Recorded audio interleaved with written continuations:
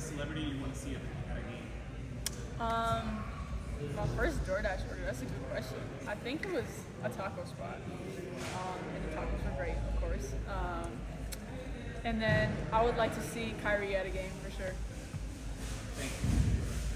What's one lesson you learned playing at UConn? So many lessons. I think the importance of taking responsibility for everything and taking accountability for your own actions, which then lead you to being able to hold others accountable, and how important that is to success. You can't tell somebody to do something that you're not doing yourself, so it holds you to a different standard as well. So I would say that amongst many others. Paige, how have you been able to balance the transition in the sense that you really didn't have a break, since you won, and just coming out here? What do you try to do away from the court to kind of keep your mind at ease and that kind of thing?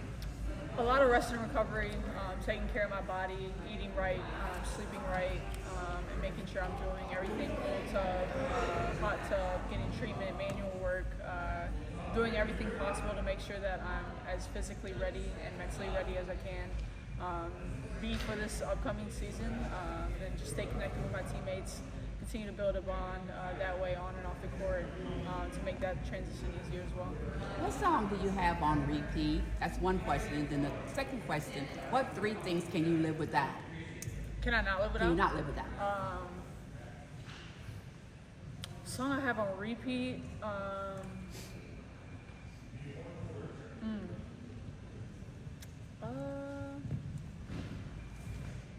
Probably something on the new Coco Jones album.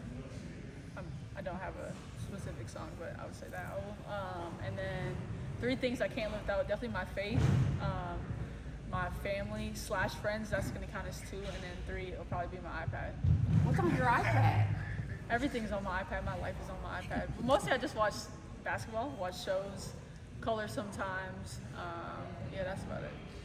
Paige, a few weeks ago you just won your national tournament. As far as getting on the floor with the Las Vegas Aces, how are you feeling checking into the first game? Super surreal.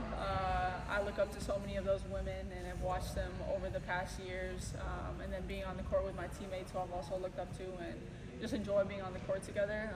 To think about like 3 weeks ago, or I don't know, I think it was a month ago now, that we were playing the national title at UConn, and now we're here in the WNBA and we're playing the first preseason game. It's just been a whirlwind. I'm so thankful for the opportunity that the Dallas Wings have given me and the other rookies, and just to be a part of this new organization. So I'm definitely thankful for sure. Paige. Go ahead. Also a Coco Jones fan, love that. A lot has been made about you being a very finesse player. How are you balancing that with the physicality they say WNBA rookies need to develop? Yeah, like you said, I've kind of always been finesse, weaving my way through traffic. Not necessarily avoiding contact, but being smart about when to take it and when to pull up. I usually don't like to over-penetrate and make things tougher at the rim. But offensively, defensively, they let more physicality go. You can get away with more. And so to know the balance of not wanting to be too physical, especially coming off of a long season, and drain my body, but also being willing to embrace the contact on both sides of the floor and use that to your advantage. Maya, go ahead.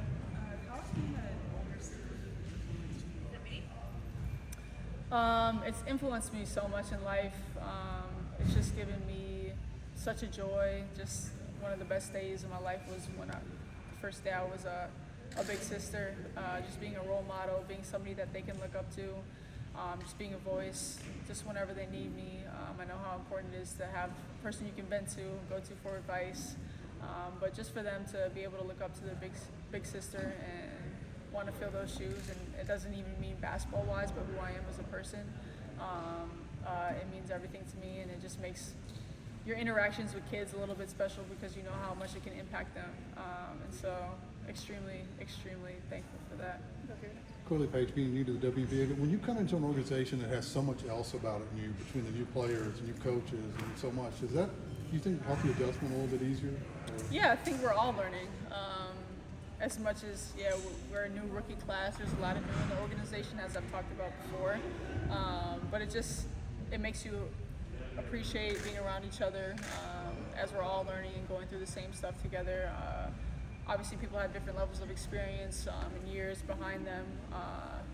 But just like we talked about, we're building the foundation for what we want the Dallas Wings to look like this year and in the upcoming years. So it's really exciting to be a part of a lot of new. So what was it like playing your first game in a Wings uniform back on a college campus? It was crazy. There was like so many mixed vibes happening all at once. You feel like you're back at college, but then you're playing the WNBA against one of the best teams in the league with an amazing Wings team ourselves. So it was pretty surreal if I had one word to describe it. Go over here. Paige, I know you're wearing the Kobe Bridges currently right now. Is that the shoe? Will you be wearing Kobe's throughout the season? I would say yeah, some Kobe's, some GT cuts.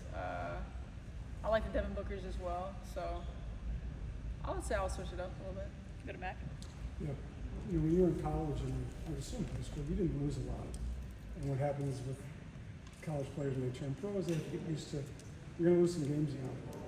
Have you talked to anybody, or do you have any way to prepare for that feeling that part of being a pro is losing games sometimes, maybe more than you're accustomed? Yeah, I think I've come to that realization that I've been extremely blessed and fortunate to be in great situations in high school and in college, and it's different in the W. You don't see teams going undefeated. You don't see a lot of single loss seasons, which is something that the teams I've been playing on have not been accustomed to. So it's definitely going to be an adjustment. You never want to get used to losing, but you want to get used to learning from games, learning from lessons, and moving forward and taking whatever you learned from the last game, the last practice, the last whatever, to continue to make you better for the future. So, I mean, I've talked to Coach about it, both coaches, my old coach, my new coach. I have a sports psychologist that I work with that just helps you stay focused and in the present and not focus on the win and loss column, but focusing on how you can get better every single day. So just keeping that in the forefront and just learning from things and trying to get better from that. Go to Mike Anthony on the Zoom. Thank you. Paige, you had this great relationship with Gino that obviously was built over 5 years. It was professional, playful, and everything in between. I know it's only been a few weeks, but how's the dynamic with Chris and Kurt unique in its own way? And, you know, anything just stand out about the way you guys work and communicate together? Yeah, I mean, I've learned the importance of player-coach relationship and how that is key to team success. So knowing that, coming in, want to just talk, go to his office, watch film together, text, and like just be in contact about practices, about how things are going on and off the floor, just connecting that way. Like we talked about before, Kurt's new, Coach Chris is new. There's just a lot of new, so we're all learning and getting to know each other every single day, and building that chemistry that way. But I'm the same joyful, childish, annoying, but very motivated, hungry, and humble player that I hope to continue to be. So I don't think that's changed much in the way that I build my relationships with people. And so it's just a continued thing, but just with different people, I would say. Go to Rob on the Zoom.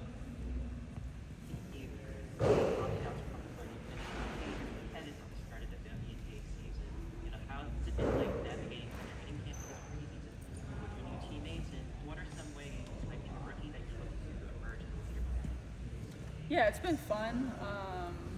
Just people that you're learning to play with, their tendencies, what they like to do on the court, what places they like to be, where they like to catch the ball.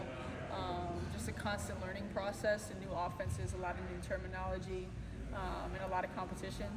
Training camp is all about fighting for spots and trying to make the team, so there's been a lot of competition in that way.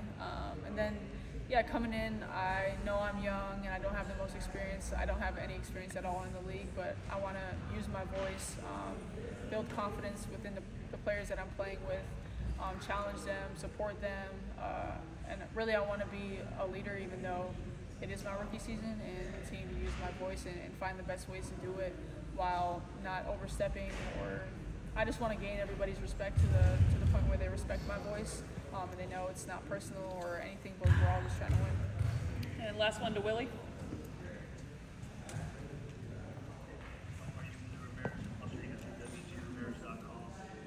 Mental health awareness month. Last year at this time, I spoke to several rookies, including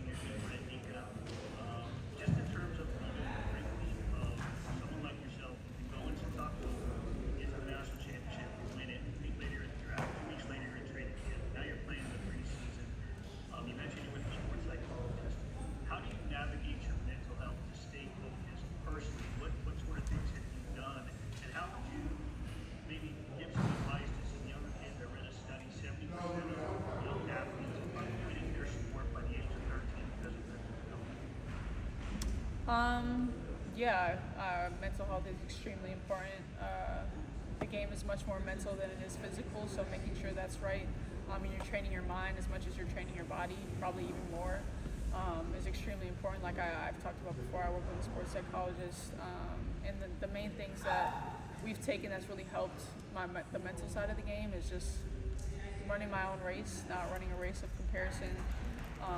Comparison is the thief of joy. So just focusing on myself, how I can better myself, how we can better the team, and just losing myself in others. The more you care, the more you invest yourself in others, the less you think about yourself and all that you're going through.